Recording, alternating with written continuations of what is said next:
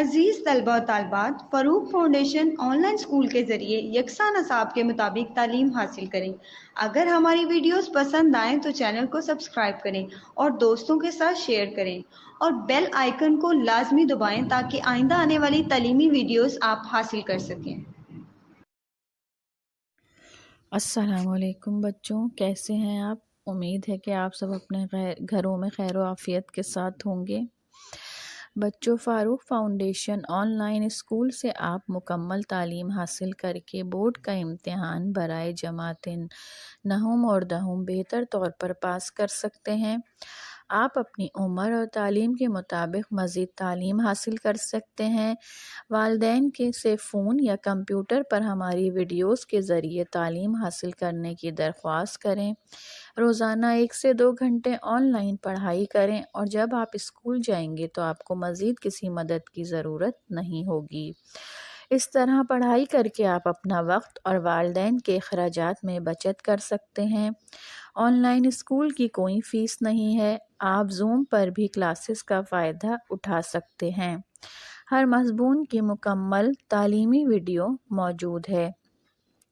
بچوں، امید ہے کہ آپ سب اس سے فائدہ اٹھائیں گے۔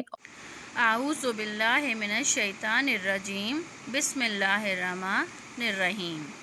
رب زدنی علما، اے میرے رب میرے علم میں اضافہ فرما۔ بچوں، میں نے آپ کو اپنے پہلے لیکچر میں یعنی اس سے پہلے والے لیکچر میں حضرت عثمان غنی رضی اللہ تعالیٰ عنہ کے بارے میں پڑھایا اور سمجھایا تھا۔ بچوں، یہ جو ہمارا باب پنجم ہے، اس کا مقصد یہ ہے کہ اس میں طلبہ طالبات کو انبیاء علیہ السلام میں اللہ تعالیٰ کے پیارے نبی حضرت عیسیٰ علیہ السلام نے تبلیغ و اشاعت توحید کے سلسلے میں اپنی قوم بنی اسرائیل سے جو تکالیف اٹھائیں، یہاں تک کہ ان تکالیف ہی کے ذریعے انہیں قتل بھی کر دیا گیا اور سولی پر لٹکانے کی کوشش کی گئی اور اللہ نے انہیں سلامتی کے ساتھ آسمان پر اٹھا لیا۔ ان حقائق سے واقف کرایا جائے۔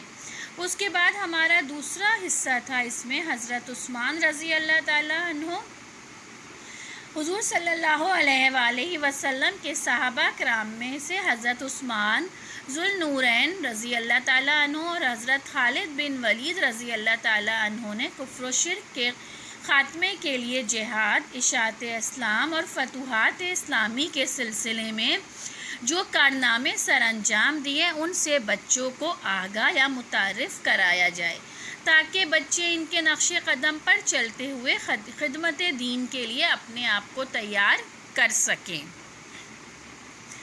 تو بچوں، ہمارے پروردگار نے اپنے بندوں پر احسان فرمایا کہ حضرت آدم علیہ السلام سے لے کر خاتم النبیین حضرت محمد صلی اللہ علیہ وآلہ وسلم تک انبیاء بھیجے جو آ کر انہیں اپنا بھولا ہوا عہد توحید یاد دلاتے رہے، یعنی یہ یاد دلاتے رہے کہ اللہ تعالیٰ ایک ہے اور اللہ تعالیٰ نے ہمیں کس کام کے لیے دنیا میں بھیجا ہے۔ ہمیں وہی کام کرنے ہیں جس کا ہم وعدہ کر کے اللہ تعالیٰ سے دنیا میں آئے ہیں اور اپنے آپ کو برے کاموں سے بچانا ہے۔ ان انبیاء میں ایک بنی اسرائیل کے آخری نبی حضرت عیسیٰ بھی ہیں۔ انبیاء کے بعد تبلیغ دین کی محنت اور ان کے مشن کی تکمیل کے سلسلے میں ان لوگوں کا نام آتا ہے جنہوں نے مسلسل محنت میں حضور صلی اللہ علیہ وآلہ وسلم کے ساتھ رہے۔ ایسے لوگوں کو اصحاب یعنی ساتھی کہا جاتا ہے۔ ایسے ساتھی ہر نبی کے لیے ہوتے ہیں۔ ان اصحاب میں حضرت محمد صلی اللہ علیہ وآلہ وسلم کے اصحاب خصوصاً قابل ذکر ہیں۔ اس باب میں ہم نے حضرت عیسیٰ علیہ السلام کے ذکر تو پڑھ لیا، اب ہم نے یہ بھی پڑھا ہے حضرت عثمان ذو النورین رضی اللہ تعالیٰ عنہ کا سبق ہم پڑھ رہے ہیں اور اس کے آج ہم مشری سوالات بھی کریں گے۔ تو ہم نے اس سبق سے یہ سمجھا کہ حضرت عثمان غنی رضی اللہ تعالیٰ عنہ کا تعلق قریش مکہ کے ایک بہت معزز خاندان سے تھا۔ آپ رضی اللہ تعالیٰ کا نام عثمان، کنیت ابو عبداللہ اور ابو عمر اور لقب ذوالنورین تھا۔ والد کا نام عفان اور والدہ کا نام عروہ تھا۔ حضرت عثمان کا سلسلہ نسب 5ویں پشت میں حضرت صلی اللہ علیہ وآلہ وسلم سے مل جاتا ہے۔ آپ رضی اللہ تعالیٰ عنہ کو ذوالنورین اس لیے کہا جاتا ہے کہ آپ صلی اللہ علیہ وآلہ وسلم کی 2 صاحبزادیاں حضرت رقیہ رضی اللہ تعالیٰ عنہ اور سیدہ ام کلثوم رضی اللہ تعالیٰ عنہ یک کے بعد دیگرے یعنی ایک کے بعد ان کے نکاح میں آئیں، یعنی ایک آپ کے زوجہ کا انتقال ہوا تو حضور صلی اللہ علیہ وسلم کی دوسری بیوی سے آپ کا نکاح ہو گیا۔ ذوالنورین کے معنی ہیں 2 نوروں والا یعنی 2 روشنیوں والا۔ حضرت عثمان رضی اللہ تعالیٰ عنہ کا تعلق قریش کی مشہور شاخ بنو امیہ سے تھا۔ بنو امیہ کا خاندان شروع سے ہی نہایت عزت والا تھا۔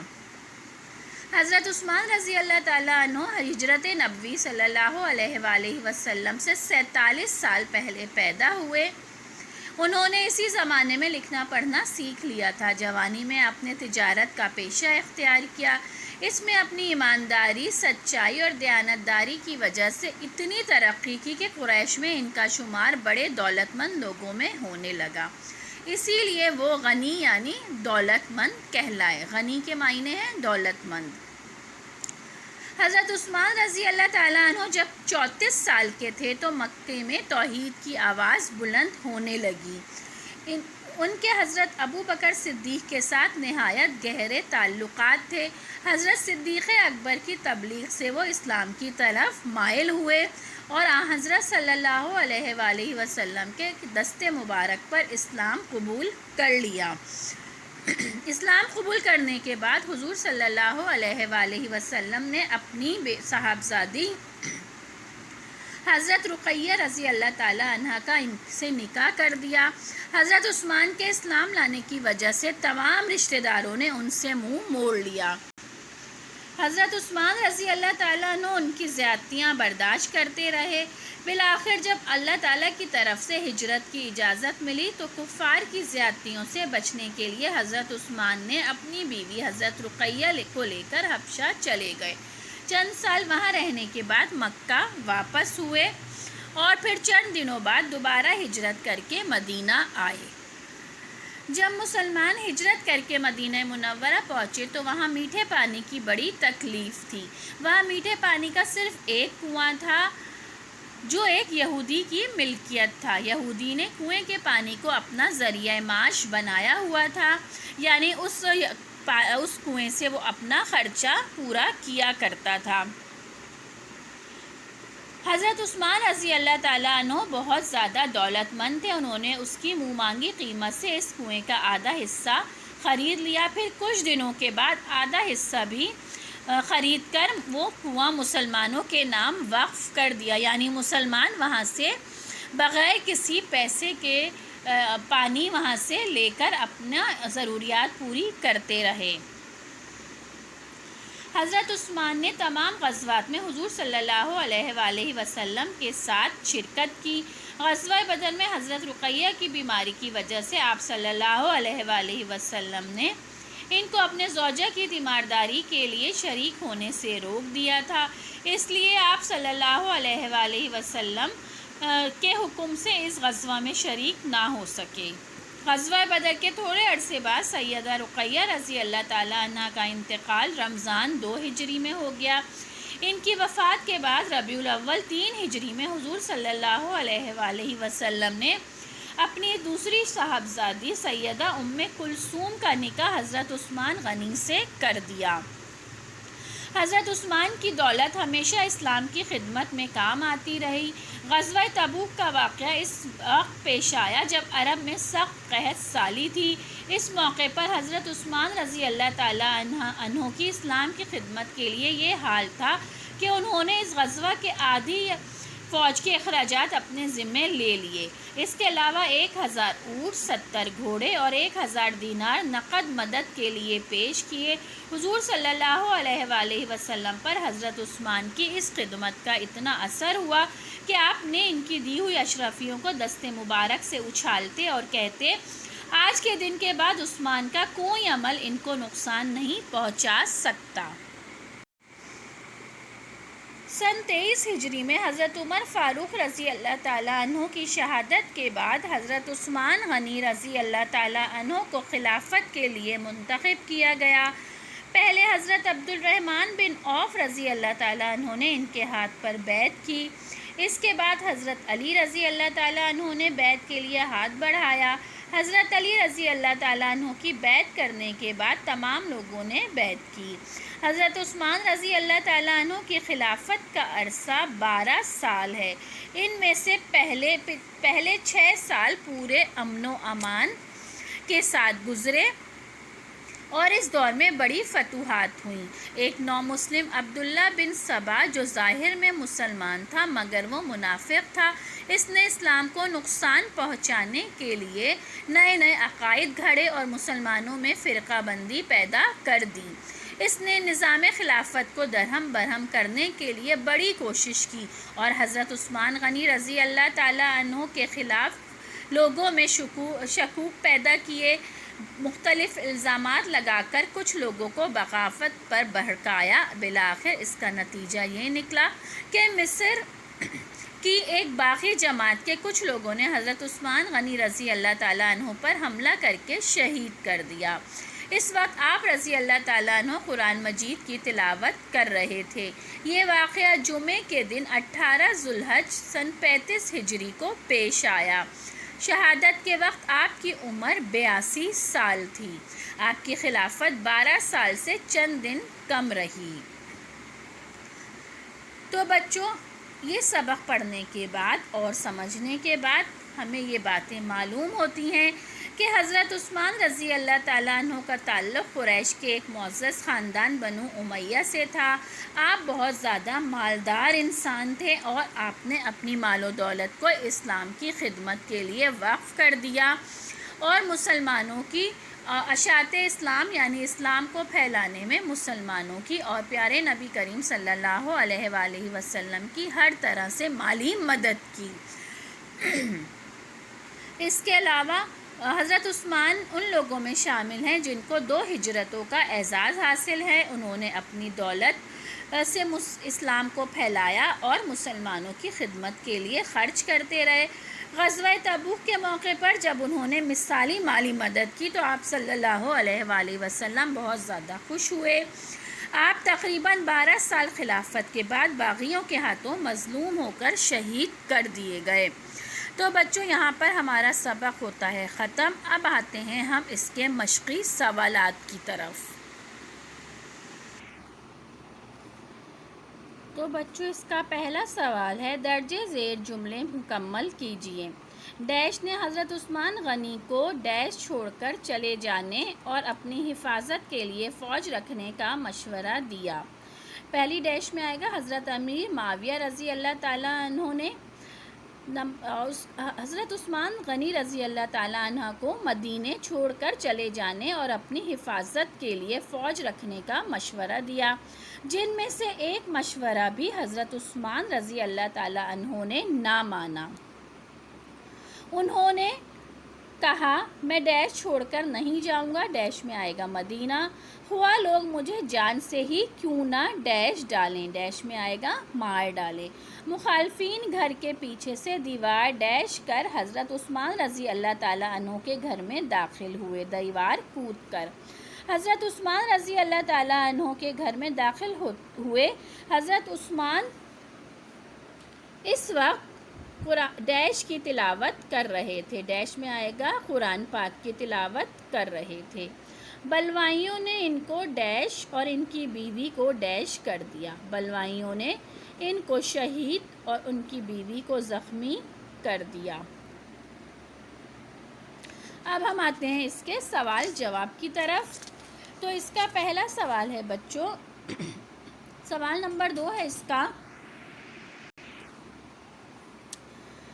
تو بچوں یہ ہے درجے ذیل سوالات کے جوابات لکھیے، جس کا سوال نمبر 1 ہے فی سبیل اللہ کا کیا مطلب ہے؟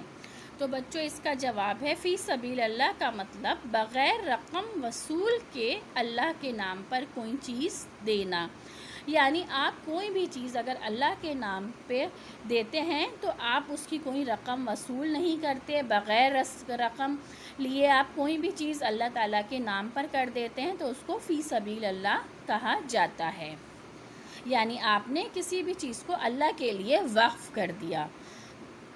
حضرت عثمان رضی اللہ تعالیٰ عنہ کو کون سے اعزازات حاصل تھے؟ تو اس کا جواب ہے حضرت محمد صلی اللہ علیہ وآلہ وسلم کی 2 صاحبزادیوں سے ایک کے بعد ایک سے نکاح کی وجہ سے ذوالنورین کہلائے، زندگی میں ہی جنت کی بشارت ملی، تیسرے اسلامی خلیفہ چنے گئے۔ تو یہ وہ اعزازات ہیں جو حضرت عثمان رضی اللہ تعالیٰ عنہ کو اللہ تعالیٰ نے دیے۔ اس کے بعد آتے ہیں ہم سوال نمبر 3 کی طرف۔ تو بچوں سوال نمبر 3 ہے، حضرت عثمان نے کس جنگ میں شرکت نہیں کی اور اس کی وجہ کیا تھی؟ تو اس کا جواب ہے بچوں، حضرت عثمان رضی اللہ تعالیٰ عنہ نے اپنی بیوی حضرت رقیہ بنت رسول صلی اللہ علیہ وآلہ وسلم کی بیماری کی وجہ سے غزوہ بدر میں شرکت نہیں کی تھی، یعنی وہ اپنی بیوی کی تیمارداری کی وجہ سے رک گئے تھے اور انہوں نے غزوہ بدر میں شریک نہیں ہوئے تھے یا شرکت نہیں کی تھی۔ سوال نمبر 4 ہے، ذوالنورین کا کیا مطلب ہے؟ حضرت عثمان رضی اللہ تعالیٰ عنہ کو یہ خطاب کیوں دیا گیا؟ تو بچوں ذوالنورین کا مطلب ہے 2 نوروں والا۔ یہ خطاب آپ رضی اللہ تعالیٰ عنہ کو اس لیے دیا گیا کہ باری باری آپ رضی اللہ تعالیٰ عنہ کے نکاح میں حضرت محمد صلی اللہ علیہ وآلہ وسلم کی 2 بیٹیاں رہیں۔ تو بچوں یقیناً آپ کو حضور صلی اللہ علیہ وآلہ وسلم کی 2 بیٹیوں یعنی حضرت عثمان رضی اللہ تعالیٰ عنہ کی 2 بیویوں کے نام اب تک تو یاد ہو گئے ہوں گے۔ تو ان کا 2 بیٹیوں کے جو نام تھے یا حضرت عثمان کی جو 2 بیویوں کے نام تھے وہ تھے، ایک حضرت رقیہ رضی اللہ تعالیٰ عنہ اور دوسری سیدہ ام کلثوم رضی اللہ تعالیٰ عنہ۔